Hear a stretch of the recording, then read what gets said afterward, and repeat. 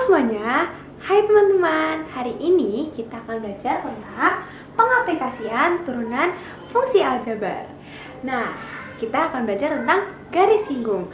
Sebelum itu, teman-teman pasti pernah tahu dong dengan gambar ini. Nah, ini adalah kurva. Kurva yang disinggung oleh sebuah garis. Yang akan kita cari adalah persamaan dari garis yang menyinggung kurva ini.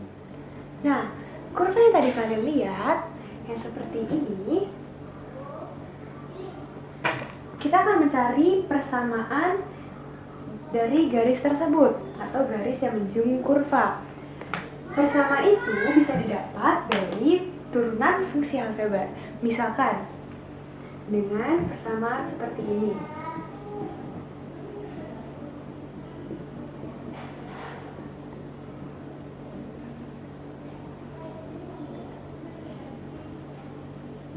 Ini sebuah contoh persamaan yang akan diaplikasikan dalam turunan fungsi aljabar.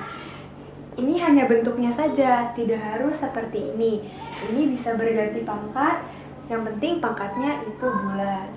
Lalu kita turunkan dari persamaan tersebut, persamaan ini kita turunkan jadi turunan pertama, yaitu f aksen x menjadi 2ax plus b. Seperti ini. Lalu dari turunan aljabar, dari kurva seperti ini, dia berturun menjadi gradien. Kenapa? Karena setelah kita mendapatkan ini, kita akan mendapatkan titik. Titik itu akan jadi sebuah gradien. Lalu setiap gradien itu kita akan samakan dengan m f aksen h. Kenapa?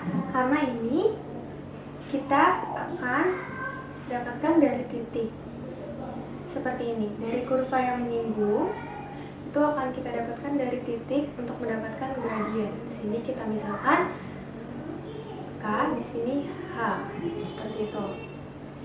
Ini adalah permisalan dari x. Nah, setelah kita tahu persamaan tersebut, ini adalah untuk mencari gradiennya. Lalu, bagaimana dengan persamaannya?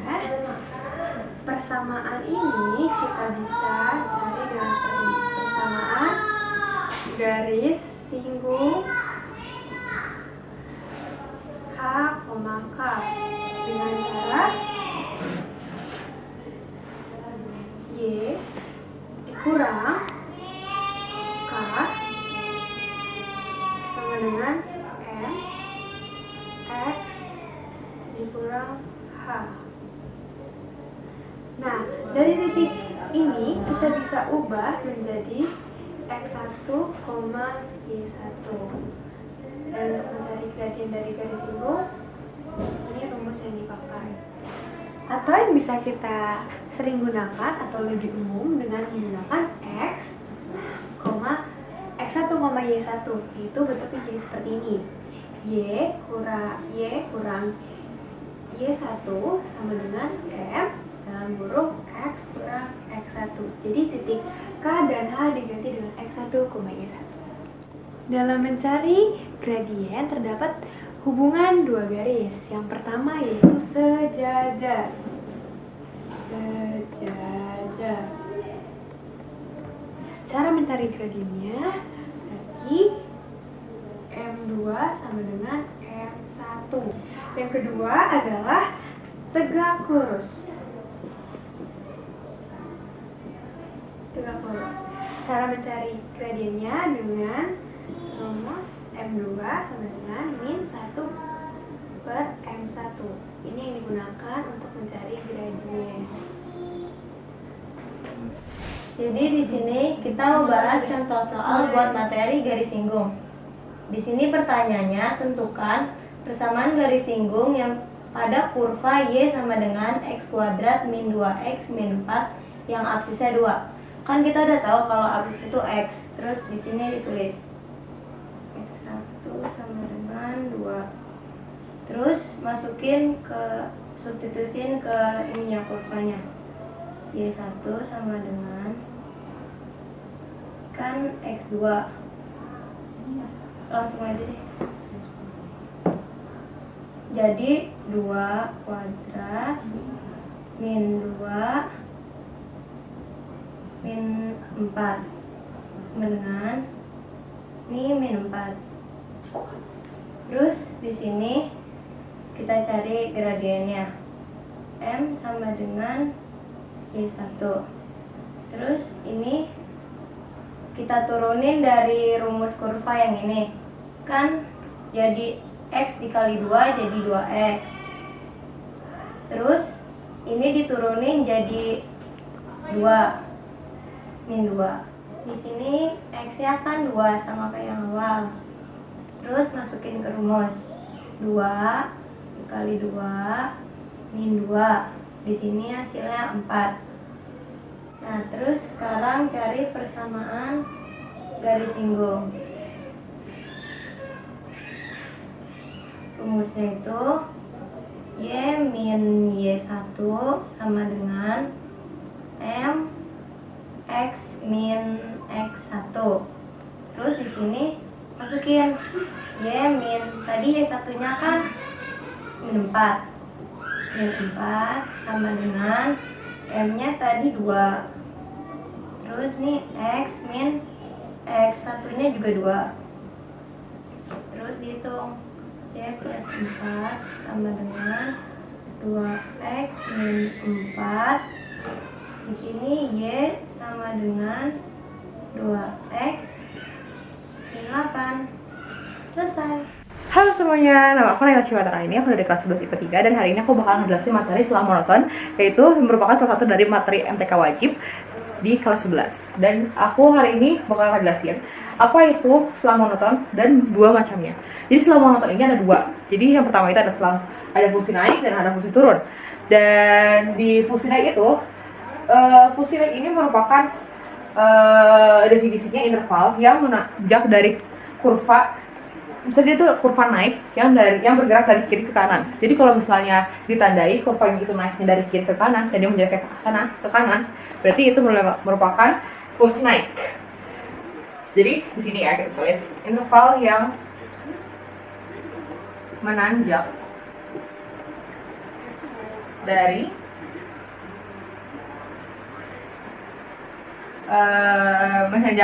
menanjak dari kiri ke kanan.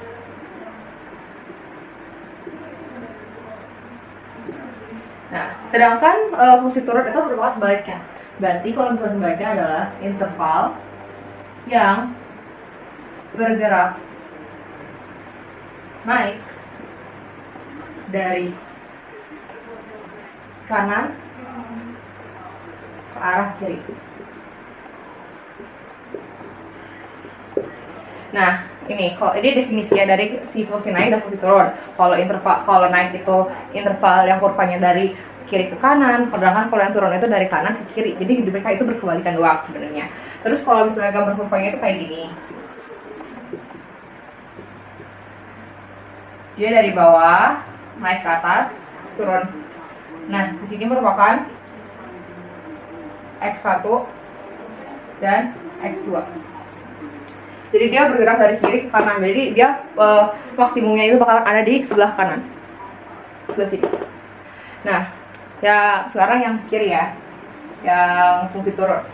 Berarti kalau misalnya ini perbandingannya aja, kita gambar garis lurus. Berarti dari sini ke atas.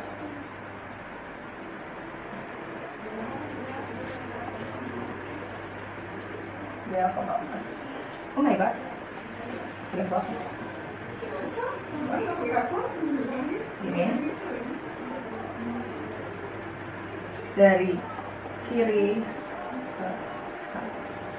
like this, terus habis itu kita jadi kalau misalnya ini di tengah-tengah sini, yaitu keadaan keapian turunnya X1, X2 ya gini. Jadi kalau misalnya si fungsi naik ini dari kiri ke kanan, dia kurvanya itu kalau misalnya ini dari arah kiri ke kanan. Ya. Dari arah kiri ke kanan. Jadi kan dari sebentar gue nggak bisa membandingin mana kanan mana kiri ya. Sana, kiri. Oke, kiri. Jadi kalau misalnya fungsi naik itu dari kiri ke kanan gitu kan. Dari kiri ke kanan gitu. Dari sini ke sini. Kalau misalnya ini dari arah kanan ke kiri. Ini fungsi naiknya di kanan, dari kanan nih kiri. Ini kalau ini dari kiri ke kanan gitu. Dari kiri ke kanan gitu. Maaf, aku nggak bisa bedain mana kanan sama kiri. Terus habis itu kita langsung aja masuk ke contoh soal. Nah, misalnya contoh soalnya gini. Kita punya fx yang fx sama dengan x3 x pangkat 3 kuadrat tambah 6x pangkat 2 ditambah 9x tambah 3. Nah, kita cari nih mana sih fungsi naik sama fungsi turunnya. Nah, ini ya, kita cari fungsi naiknya dulu. Kalau fungsi naik, dia caranya kayak gini. Kita cari dulu turunan dari faktor ininya. Berarti kan ini kan fungsi naik, berarti dia lebih dari gitu kan. Ini sama dengan 0. Nah, kita turunin nih, jadinya berapa? Kalau x pangkat 3 kayak pada aplikasi aljabar sebelumnya yang pertama kali itu, kalau misalnya 3 ini ke depannya jadi 3x pangkat 2 tambah 12x tambah 9 lebih dari 0. Nah, kalau udah kayak gini, kita jadiin faktor. Cara ngajarin faktor itu jadi x tambah 3 dalam kurung terus ditambah dikali x tambah 1 sama dengan 0. Nah, ini udah kalian ketemu, berarti kita cari nilai x masing-masing. Kalau ini jadi x sama dengan min 3, sedangkan ini x sama dengan min 1 sama dengan min 1, kayak gini. Nah, sedangkan kalau yang kalau sudah udah kayak gini, kita bikin garisnya ini kayak gini. Abis itu kan ini cara gampang menentukan mana sih yang harusnya plus dan mana sih yang harusnya min gitu. Di sebelah sininya kita lihat dari ininya, kan ini udah jelas ya 3x ini, si x pangkat 3 ini adalah plus, maka di sebelah sininya tuh pasti plus gitu. Terus berarti di sini juga plus, ke arah plus, ini plus, dan di tengah itu min. Jadi di sini min 3 dan di sini min 1, terus ke arah sini. Jadi ini gambar garisnya. Berarti kalau misalnya ini hasilnya adalah x kurang dari min 3 atau x lebih dari min 1. Ini adalah hasilnya. Ini adalah hasilnya.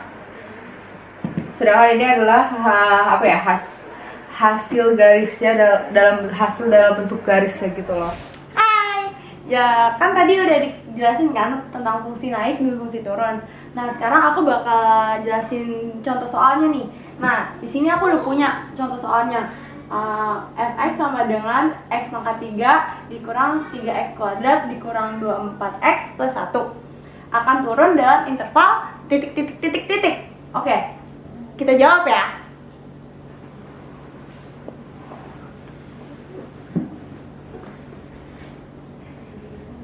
Nah, kan ini udah diketahuin ini tuh diturun, berarti dia pakai yang y-aksen kurang dari 0. Berarti di sini tuh f-aksen kurang dari 0. Nah, karena kurang dari, berarti kita turunin dulu. Jadi 3x kuadrat dikurang 6x dikurang 24 kurang dari 0. Nah, kita kecilin nih, bisa kita kecilin, kita bagi dengan 3. Jadi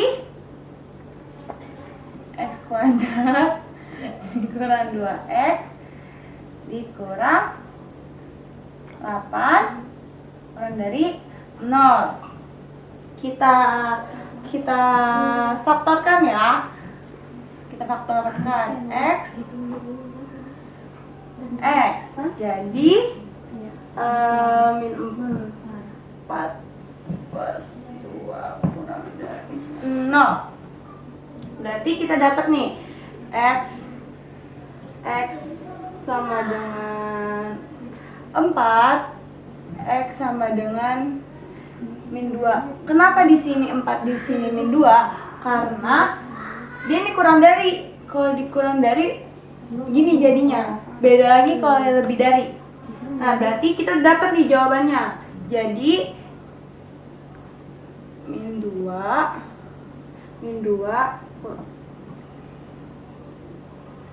dah. Jadi deh. Gitu. Assalamualaikum warahmatullahi wabarakatuh. Saya Rizky Wulandari. Di sini akan menjelaskan tentang nilai stasioner. Jadi nilai stasioner itu adalah nilai sebuah fungsi tidak naik ataupun tidak turun. Jadi di sini nilai stasioner itu mempunyai syarat fungsi, yaitu f absen x sama dengan 0. Dan dia juga mempunyai syarat maksimum dan minimum, yaitu untuk syarat maksimum itu adalah fx lebih dari 0. Ini untuk maksimum. Dan untuk minimumnya yaitu fx kurang dari 0. Ini untuk minimum.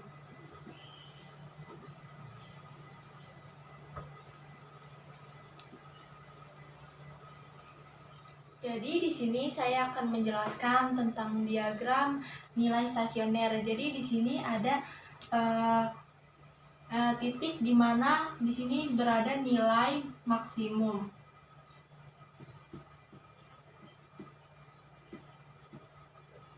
Dan di sini adalah nilai minimum.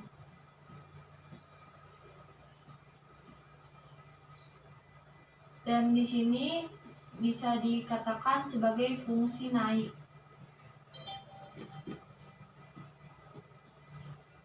Lalu di sini adalah fungsi turun.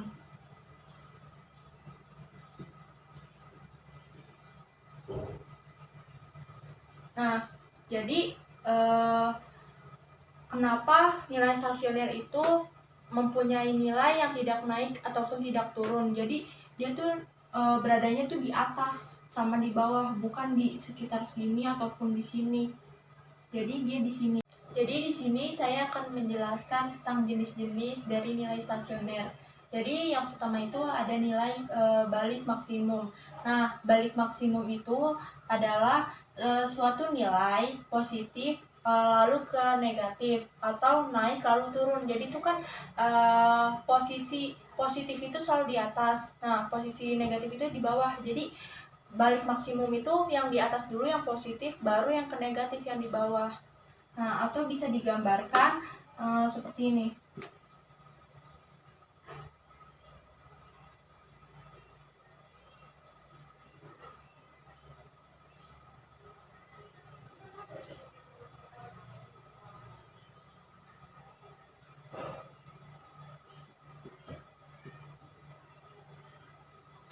Nah, jadi ini gambarnya seperti ini. Dia tuh adanya di atas, lalu ke bawah. Nah, jadi ini kan yang positif. Dia ke positif dulu, baru ke negatif. Atau bisa digambarkan melalui garis bilangan seperti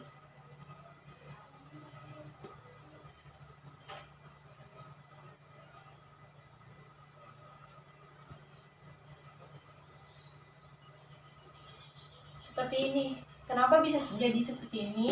Karena yang pertama itu positif, jadi dia panahnya itu, anak panahnya itu ke atas, terus lalu kan ke negatif, jadi anak panahnya itu ke bawah.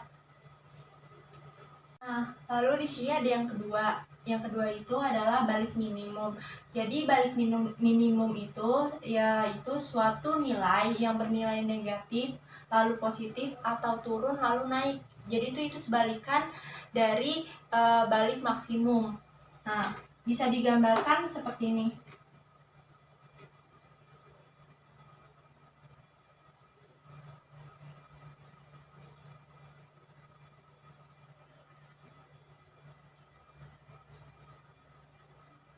Nah, jadi ini dia posisinya tuh ada di sini, balik minimum.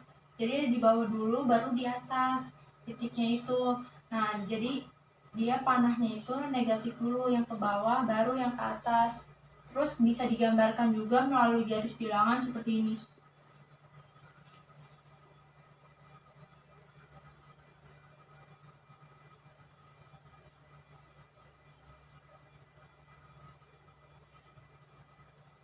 Jadi di sini saya akan menjelaskan jenis-jenis dari nilai stasioner yang terakhir, yaitu titik belok. Jadi titik belok itu adalah suatu nilai yang bersifat statis atau dia mempunyai nilai yang negatif-negatif terus dan positif-positif terus, atau bisa digambarkan seperti ini.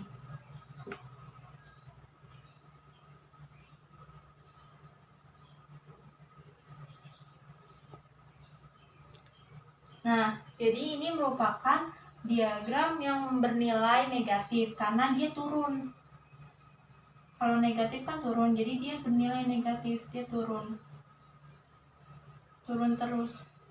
Nah, terus bisa digambarkan melalui diagram ituannya seperti ini. Diagram matematikanya.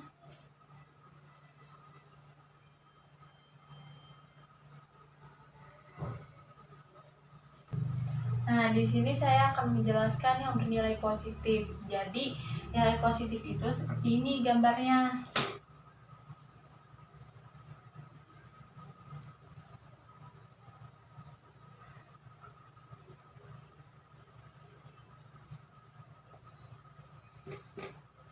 Nah, seperti ini. Karena kan dia positif, naik, jadi dia naik terus. Nah, kalau memakai diagram matematikanya itu seperti ini.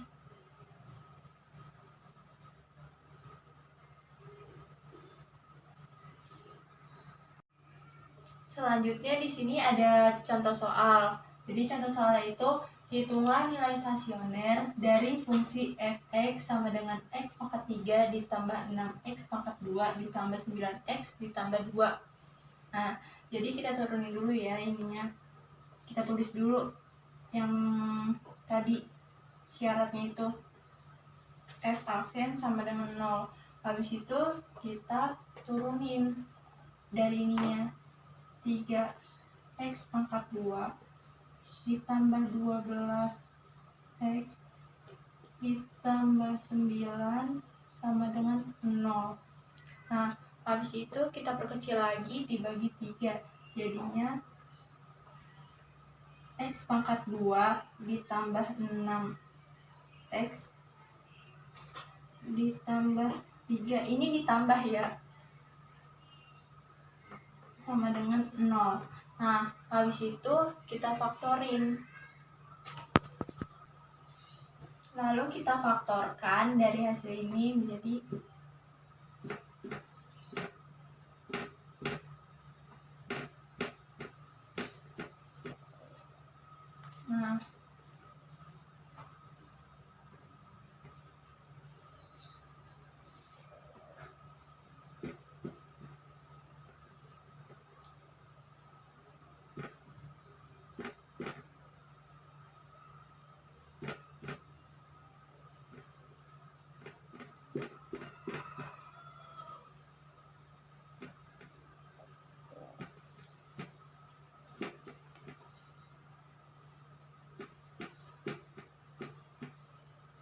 Nah, jadi kita faktorkan. Nah, faktornya itu seperti ini. X plus 1 sama X plus 3 sama dengan 0. Jadi, X plus 1 sama dengan 0, kita pindah, jadinya X sama dengan min 1.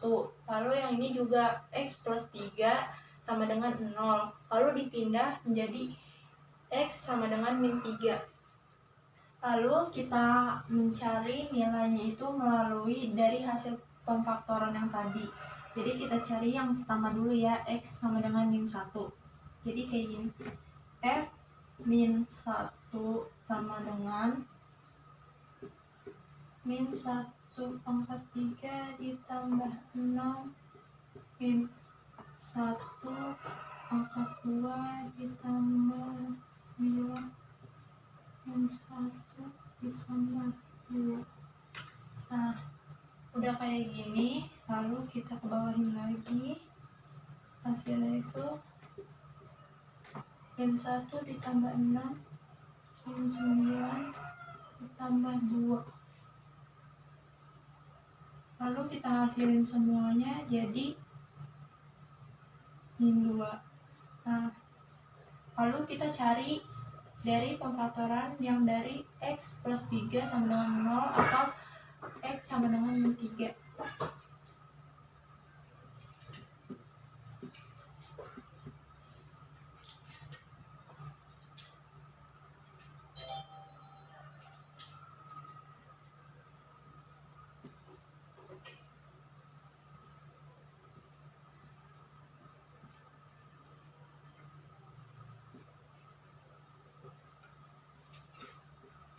Nah, jadi di sini F min 3 sama dengan min 3 pangkat 3 ditambah 6 min 3 pangkat 2 ditambah 9 min 3 ditambah 2. Lalu kita jumlahkan. Jadinya ini tambah ini jadi min 27 ditambah 54 ini jadi min 27 ditambah 2 sama dengan 2. Jadi kita ketemu hasilnya nilai stasioner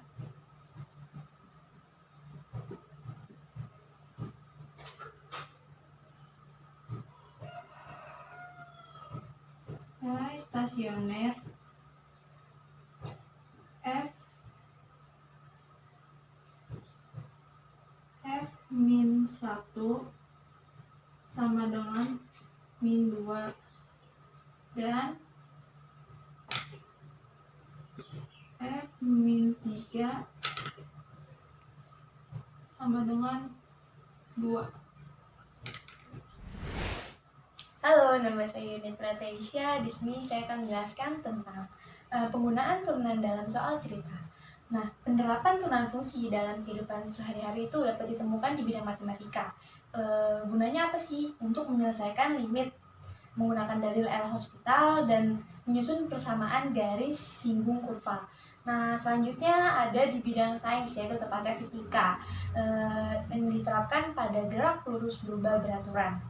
Rumusnya dalam kecepatan ini Vt sama dengan S aksen T sama dengan ds per dt, dan di percepatan itu ada At sama dengan S aksen 2 kali T sama dengan dv per dt sama dengan d kuadrat S kali dt kuadrat, dengan Vt itu adalah kecepatan sebagai fungsi waktu dan S aksen T itu adalah turunan pertama dari jarak pada fungsi waktu, dan At ini sebagai percepatan sebagai fungsi waktu, dan X aksen 2 kali itu T itu turunan kedua pada fungsi waktu. Nah, selanjutnya saya akan memberikan tips untuk menyelesaikan soal-soal yang berkaitan dengan menerapkan turunan tersebut. Yang pertama, kalian harus mengubah soal tersebut menjadi model matematika dengan variabel atau pengubah dan rumus yang berkaitan dengan variabel tersebut. Nah, selanjutnya kalian harus menentukan nilai optimum, entah itu maksimum ataupun minimum dari model matematika tersebut dan dikaitkan dengan masalah yang ditinjau.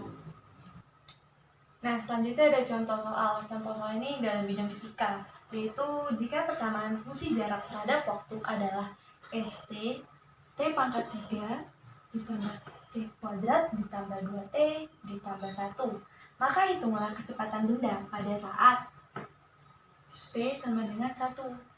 Nah, penyelesaiannya tadi kan sudah dijelaskan bahwa rumus dari kecepatan itu Vt sama dengan S aksen T kan. S aksen T ini merupakan turunan pertama dari ST ini, maka ST sama dengan diturunin 3 dikali 1 sama dengan 3. Ini karena pangkatnya 3 dikurang 1 jadi dia 3t kuadrat. Selanjutnya 2 dikali 1 karena ada variabelnya jadi dia 2. Terus 2 dikurang 1 karena pangkatnya 2 itu hasilnya 1, maka t saja. Selanjutnya 2t berarti 1 dikali pangkatnya kan 1 dikali 2, maka itu 2.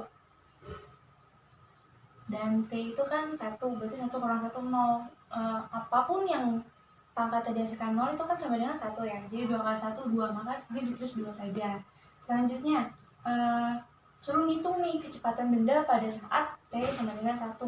Maka t sama dengan 1 T sama dengan disubstitusiin t ini dimasukin ke yang ini, maka 3 dikali 1 kuadrat dikurang 2 kali 1 ditambah 2, maka hasilnya 3 dikali 1 kuadrat itu kan sama dengan tetap 3 ya, 3 dikali 1, habis itu dikurang 2 dikali 1 itu sama dengan 2 ditambah 2, maka hasilnya adalah 3.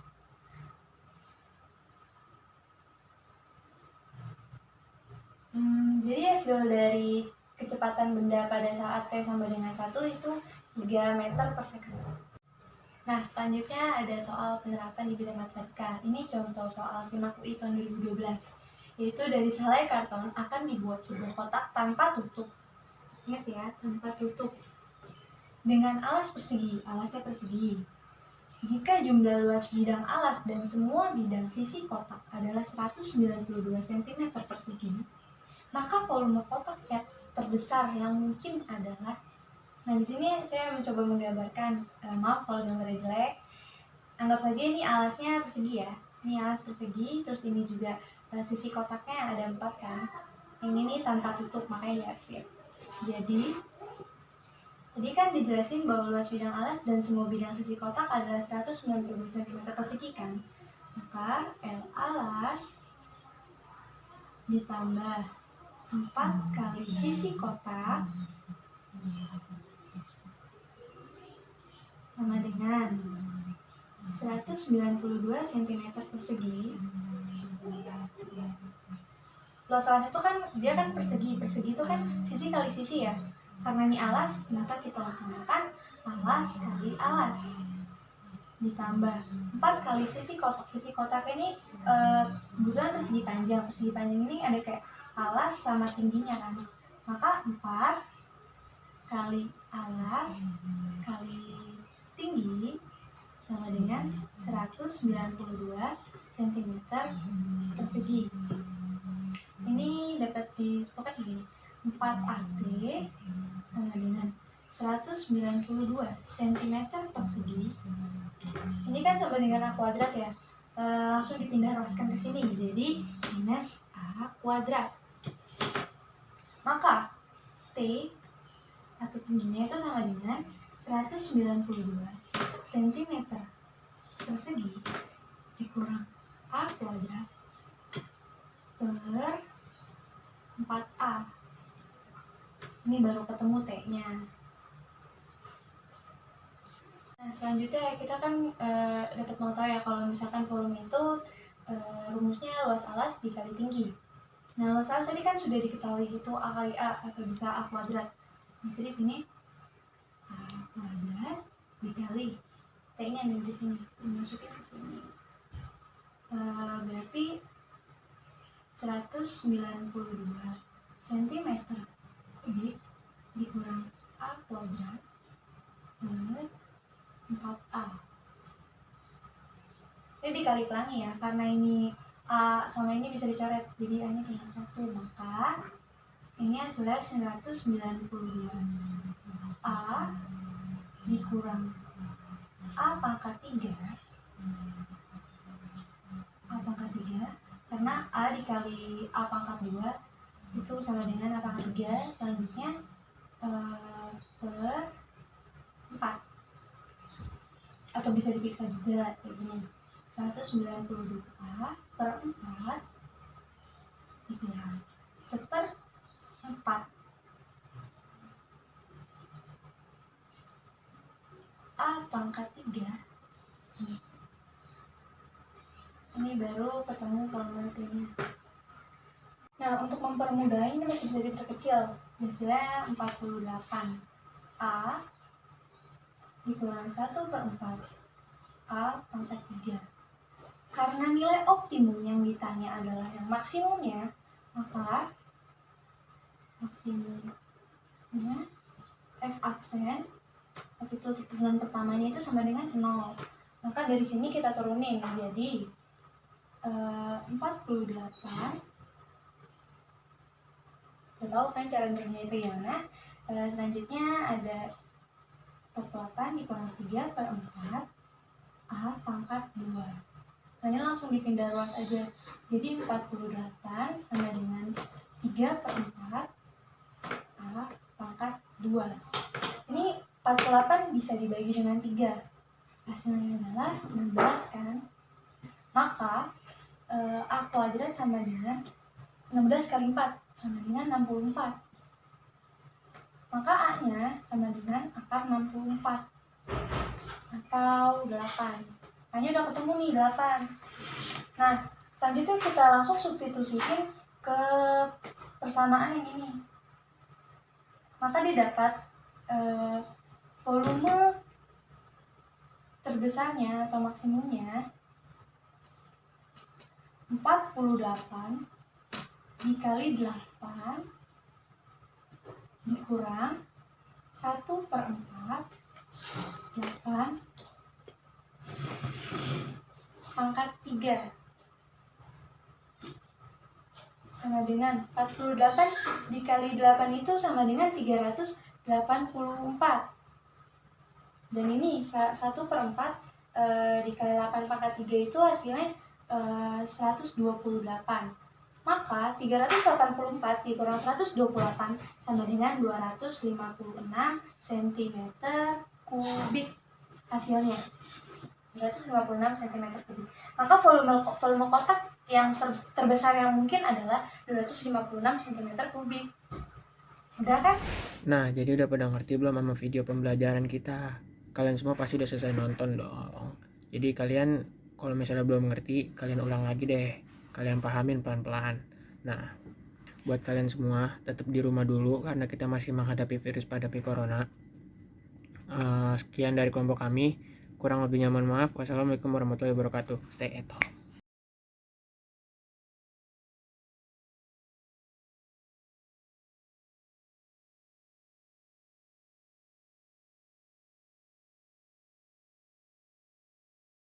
M2 sama dengan M1. Lalu yang kedua adalah pengaplikasian.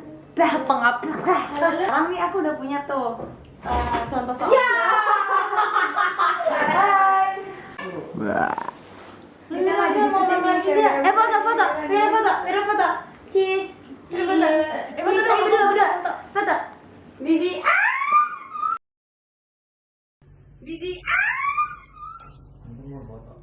Foto. Yang lucu ya. Jangan gitu. Yang lucu. Lagi ngedit nih bro. Jangan lupa di like nya sangat membantu bro.